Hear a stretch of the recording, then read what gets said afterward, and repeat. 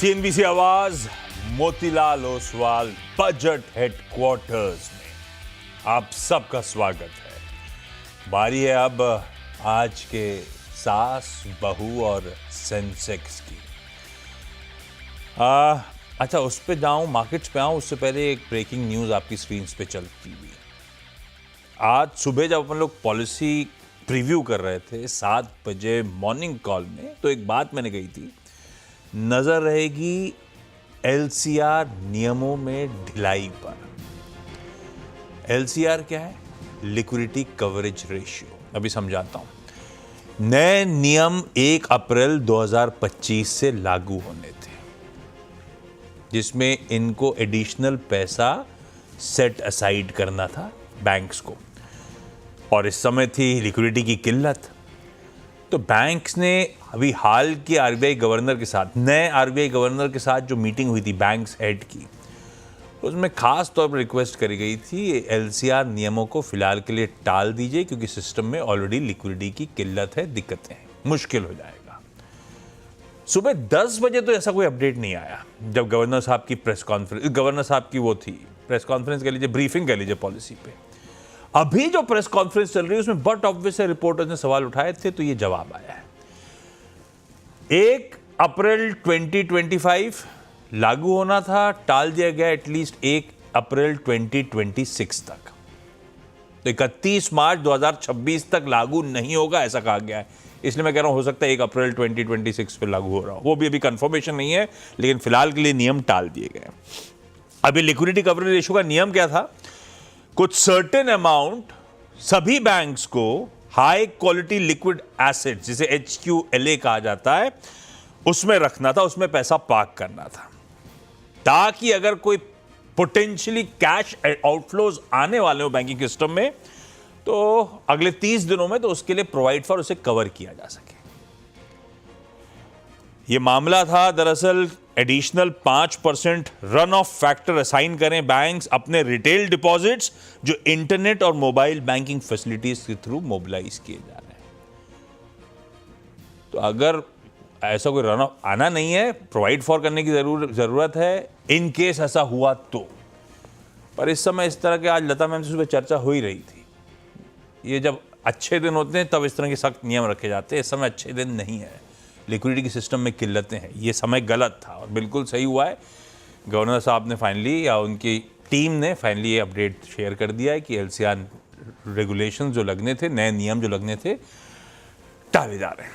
Banks को additional पैसा अलग रखना नहीं पड़ेगा, लिक्विडिटी सिस्टम से और बाहर नहीं जारी होगी, ये आसानी हो गई उन बैंक्स के लिए, सभी बैंक्स के लिए, और ख़ास तौर पे वो वाले जो मोबाइल इंटरनेट से मोबिलाइजेशन ज़्यादा करते हैं।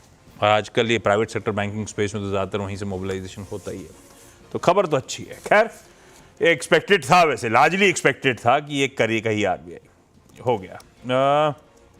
अब आइए आज असल में मदद करने के लिए हमारे साथ होंगी भोपाल से रचनावैद्य.in की रचना वैद्य जी, जुड़ चुकी हैं। रचना जी हाय, गुड आफ्टरनून। बस आता हूं आपके पास, बातचीत शुरू करेंगे। उससे पहले मार्केट्स हैं, निफ्टी एकदम फ्लैट है, बड़े नतीजों पर रिएक्शन का दिन था, तमाम ग्लोबल क्यूज पर रिएक्शन का दिन था, और अपनी पॉलिसी का दिन था। वोलेटाइल हुए, घूम फिर के फ्लैट लाइन यानी कि कल की क्लोजिंग पे आके खड़े हुए।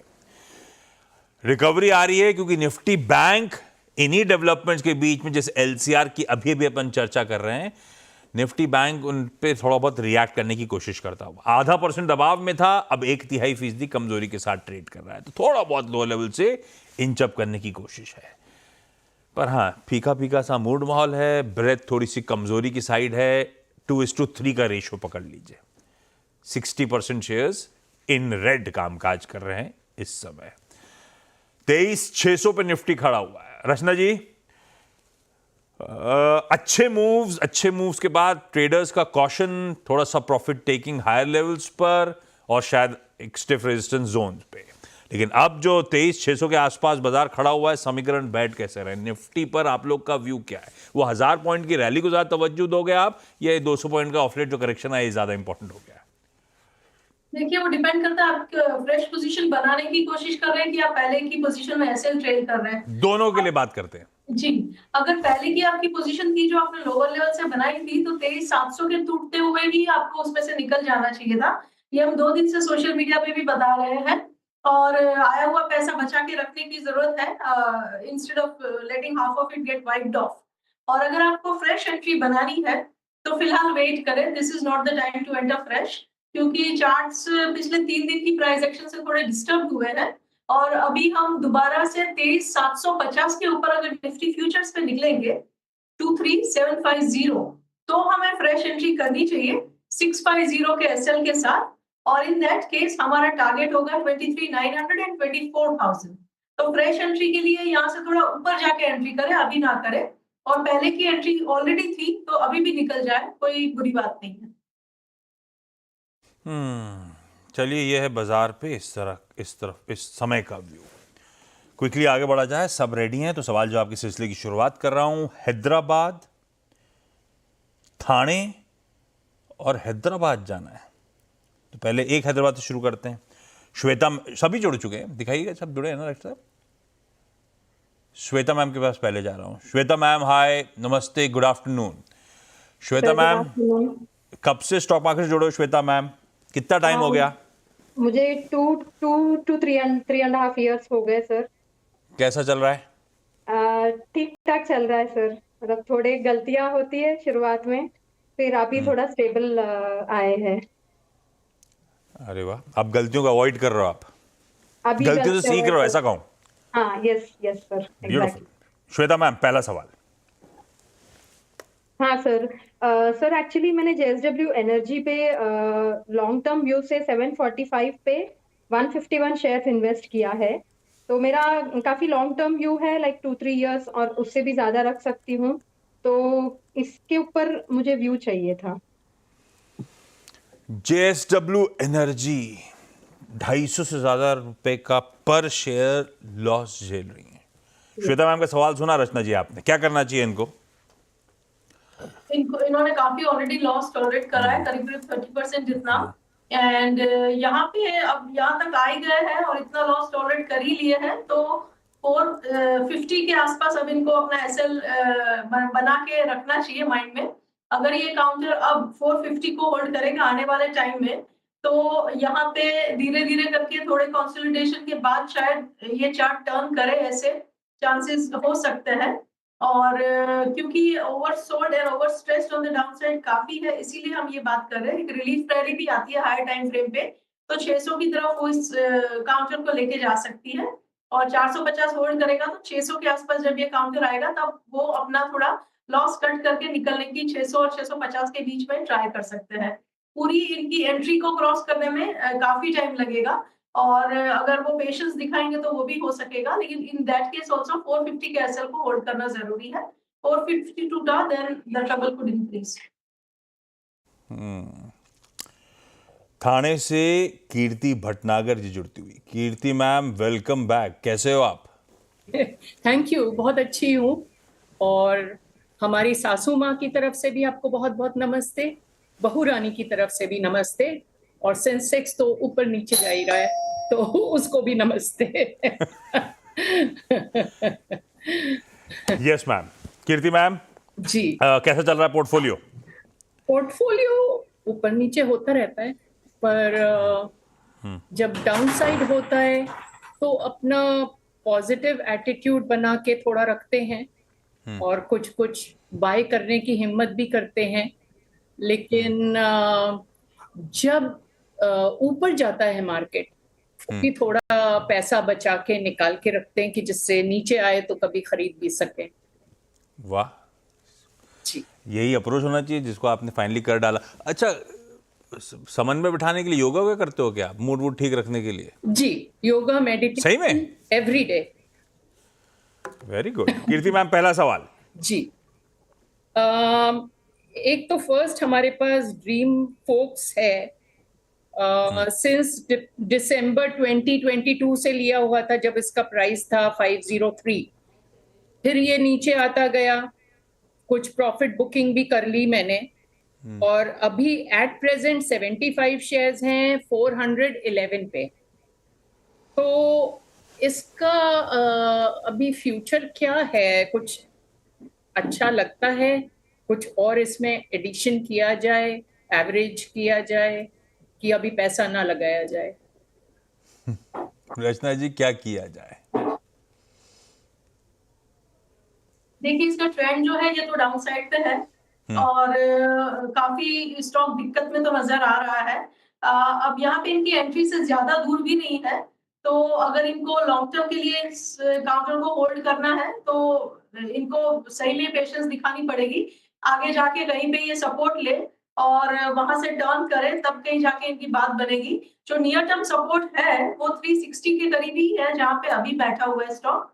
तो मेरे हिसाब से 350 पे ऐसे लगा के देख ले। अगर 350 होल्ड कर गया, 360 और 50 के बीच में अगर कहीं सपोर्ट बन गया, देन वेल एंड गुड। अगर 350 टूटता हुआ दिखे तो इनको निकलना पड़ेगा, क्योंकि चार्ट्स अच्छे नहीं। चार्ट्स अच्छे नहीं है। खैर, वीरा मैम हैदराबाद से जुड़ रही हैं। वीरा मैम, आपका पहला सवाल। मैम गुड आफ्टरनून आपको भी। Good afternoon sir. आपसे एक बात कहनी थी पहली। अच्छी है तो बोलिए, नहीं तो छोड़ दीजिए। नहीं नहीं, अच्छी है सर। हाँ हाँ, फिर बोलिए फिर बोलिए। हाँ सर, आपकी सीएनबीसी आवाज ने ना केवल शेयर होल्डर्स को हेल्प कर रही है, लेकिन ऐसे बच्चों को भी हेल्प कर रही है। उन लोगों की स्टडीज बूस्ट करने के लिए मैंने बोला कि आशीष सर से मिलवाऊंगी, अगर आप अच्छे पढ़ेंगे तो ये लोग अच्छा। पढ़ने लगे सर। तो CNBC is helpful not only for the shareholders but also the kids to boost their education. Oh वाह, गजब है। Thank you Veera ma'am, thank you Veera ma'am for those kind words. और ये सब क्रेडिट जाता है रचना जी जैसे लोगों को, जो सब कुछ सिखा रही हैं बढ़िया बढ़िया स्टॉक मार्केट। वीरा मैम, पहला सवाल कौन सा आज के लिए? सर मेरा पहला सवाल है Hindustan zinc at the rate of 326, 17 share ही लिए सो है वो। तो अब क्यों लिए थे? ट्रेडिंग वाला मामला था कि लॉन्ग टर्म के लिए लिए थे? नहीं, लॉन्ग टर्म का व्यू था सर। अरे वाह, और फिर बुक करने का मन नहीं कर रहा है अब क्या? वो नहीं सर, वो 600 तक गया था ना, फिर बाद में रिवर्स आ गया, इसीलिए क्या इधर एवरेज कर सकते हैं या वही पूछना था। ठीक है, विनिंग ट्रेड्स को एवरेज करना बुरा आइडिया नहीं है, लेकिन ये अब 600 जाएगा नहीं जाएगा पता नहीं। रचना जी, तेजी आएगी क्या? होल्ड कर लूं? मेरी एक्विजिशन प्राइस बढ़िया है, 350 के आसपास कंफर्ट है। आप बताओ क्या करना है? जी, इनकी एंट्री बहुत ही बढ़िया थी और उस हिसाब से स्टॉक ने परफॉर्म करके इनका पैसा डबल भी करके दिया। और अब यहाँ पे इनको अगर होल्ड करना है तो अपनी एंट्री पे ही स्टॉप लॉस लगाए। प्रॉफिट तो इनका काफी ज्यादा वाइप आउट ऑलरेडी हो चुका है और जो थोड़ा बहुत बचा है उसी के साथ इनको अपना एसएल जो है एंट्री पे ले लेना चाहिए। अगर इनकी एंट्री से पहले सपोर्ट जरूर बन रहा है एक काउंटर पे जो 360 के आसपास है, तो 330 के एसएल के साथ अगर ये होल्ड करेंगे और 360 का ये सपोर्ट जो है वो अगर चार्ट ने ले लिया, which is a good probability के ले लें, तो इनका दोबारा से जब टर्न करेगा और ऊपर जाएगा तो प्रॉफिट और इनका इंक्रीमेंट होना शुरू हो जाएगा। और 330 पे एसएल रखना बहुत क्रूशियल है। और यंग चैम्प का नाम क्या है वीरा मैम? आप इसे हाई बोलना है और इसे बूस्ट करना है। चलो, ऋषि इसका नाम है। चलो हाय। हे ऋषि, हाय। Hi sir. क्या करते हो ऋषि आप? कौन सी क्लास में पढ़ रहे हो? स्टडी सेकंड क्लास ना। I'm studying in second class. अरे वाह ऋषि। मैम मम्मा सिखा रही है क्या फाइनेंशियल लिटरेसी? पढ़ा रहे हो इसको कुछ? स्टॉक मार्केट के बारे में बताते हो? स्टूडेंट है सर एक्चुअली। हाँ हाँ। अरे वाह, बेस्ट ऑफ लक ऋषि आपके फ्यूचर के लिए। मॉम वैसे बढ़िया सिखाएंगे आपको, कोई टेंशन नहीं है लाइफ में। Hi sir. श्वेत, एक सवाल क्विकली और समय खत्म हो रहा है। श्वेता मैम, अगला सवाल। सर मेरा अगला सवाल है कोल इंडिया पे। मैंने कोल इंडिया 503 पे 100 शेयर्स लिया है। तो वो भी 2-3 इयर्स लॉन्ग टर्म व्यू है सर, तो उसके ऊपर मुझे व्यू चाहिए था। कोल इंडिया, रचना जी कोल इंडिया क्विकली। कोल इंडिया में फिलहाल चार्ट यहाँ पे भी बिगड़ा हुआ है और ट्रेंड काफी डाउनसाइड पे है, काफी हाई टाइम फ्रेम तक। लेकिन नेवरदलेस जो करंट प्राइस है उसी के आसपास एक सपोर्ट बनता है। 360 के आसपास का सपोर्ट अगर यहाँ पे होल्ड कर गया, then there is a chance कि आगे जाके धीरे धीरे करके ये काउंटर टर्न कर सकता है और इनका मुनाफा बन सकता है आने वाले टाइम में। और 360 के एसएल के साथ इसमें बने रहने में लॉन्ग टर्म के लिए कोई प्रॉब्लम नहीं होनी चाहिए। और 360 अगर टूट गया देन फिर जो ये गिरावट है वो और गहरा सकती है। In that case she might have to book out because उसके बाद का नेक्स्ट सपोर्ट जो है वो काफी लोअर लेवल पे, इट इज बिलो 300। अरे कीर्ति मैम बताया जा रहा है पोइट्री वोट्री लिख के लाए हो, सुना नहीं रहे हो आज, क्या बात है? जी रॉयल्टी लेने लगे हो क्या? उसी पे आ रही हूँ, बिल्कुल उसी पे आ रही हूँ। हाँ। तो उस दिन अनुज सर की वो आर्टिफिशियल इंटेलिजेंस वाली सुनी, आपकी भी एक कविता सुनी, वीरू जी की भी सुनी, तो फिर बस उत्साहित हो गई एक कविता लिखने को, जो कि है शेयर बाजार की खेती। कांटे बहुत चुभते रहे, दर्द जख्म भी छिलते रहे, बाहों में बहते लहू से अंधेरों में दबे बीज सिंचते रहे। सब्र की हो गई इंतहा, परेशान थे बागवान सभी, गुलशन होने को गुलजार पर कहाँ रुका था कभी। और ढीठ बनकर वो भी बहारों का इंतजार करते रहे, सपनों में रंग बिरंगे फूल मुस्कुरा कर खिलते रहे, मीठे मीठे फलों की उम्मीद में यूं ही दिन गुजरते रहे। सब्र का फल होगा मीठा, पुकार पुकार कर आवाज CNBC के सभी लोग देते रहे। फिर आया लो बहारों का मौसम, फिर बौरे अमवा के पेड़ सभी, झूला झूलो खुशियां मनाओ, मुकम्मल होंगे ख्वाब सब कभी ना कभी। रहना मगर अब हमेशा होशियार खबरदार, काट लेना फसल जब फल हो तैयार। हाँ। अच्छे हो फल तो फिर से बोना, बीज सहेज के उनके रख लेना। पतझड़ के बाद जब मौसम बदले, खेत जोत कर फिर बुआई के लिए चौकन्ने रहना। वाह, और एकदम प्रैक्टिकल, बहुत ब्यूटीफुल मैम, तो मजा आ गया। बुआई के लिए हम लोग खेत अपना जोत रहे हैं बीज और डाल समय पे जब फसल सही काट टाइम भी आ लेना है, जाएगा। फ्रूट राइप हो तो काट भी लेना। ब्यूटीफुल। चलिए मेरे पास समय खत्म हो गया। श्वेता मैम, वीरा मैम, कीर्ति मैम, रचना मैम, सबका धन्यवाद जुड़ने के लिए। क्विकली थोड़ा सा ब्रेक के उस पार एक क्विक मार्केट चेक।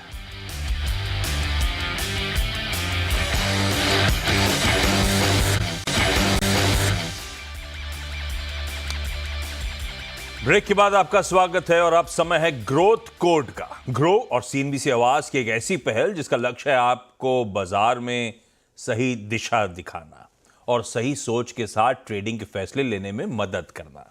आज हम समझेंगे स्पेक्युलेटिव ट्रेडिंग से जुड़े कुछ रिस्क और जानेंगे कि कैसे 2001 के केतन पारेख स्कैम के बाद बाजार में इससे निपटने के लिए कुछ अहम कदम उठाए गए। सुनिए।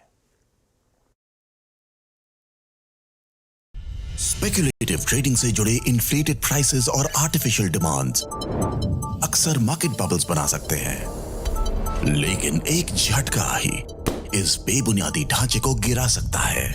स्पेकुलेशन के कारण ही 90% इंट्राडे ट्रेडर्स को नुकसान झेलना पड़ता है। Speculative trading dominates the market despite its risk is because of the lure of quick gains, lack of common sense, and there's obviously a lot of greed as well. Time after time we have seen this cycle repeating. Right now the money at stake is far higher and is of great concern at the moment. 2001 में Ketan Parekh scam की वजह से speculations के risk सबके सामने आए। पारेख ने 40,000 करोड़ के इस घोटाले को इनसाइडर इंफॉर्मेशन और बेलगाम लेवरेज के बल पर अंजाम दिया था। One of the biggest things that happened in Ketan Parekh scam was a kind of a narrative that got built. The hype was built so much that it ended up brainwashing the retail investors and traders. The biggest problem here was that while they were investing, the pump and dump scheme was happening simultaneously.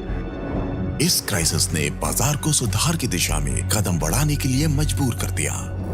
तब से circular trading पर रोक लगाई गई, central fraud registry की नींव रखी गई और स्टॉक ऑप्शंस का पहला दौर शुरू हुआ। The scam definitely highlighted the risks of speculative trading and thereafter shifted the investors' focus to relatively safer and established companies. Investors became far more aware of the risks in speculative trading and the pump and dump schemes. Though the markets post 2020 also need similar kind of awareness. 2001 के बाद जहां system में बड़ा सुधार हुआ, वहीं traders ने भी स्पेकुलेटिव ट्रेडिंग से जुड़े रिस्क्स को गहराई से समझना शुरू किया। केतन पारेख स्कैम से मिले अनुभव ने देश को एक मजबूत और सुरक्षित बाजार बनाने में मदद की।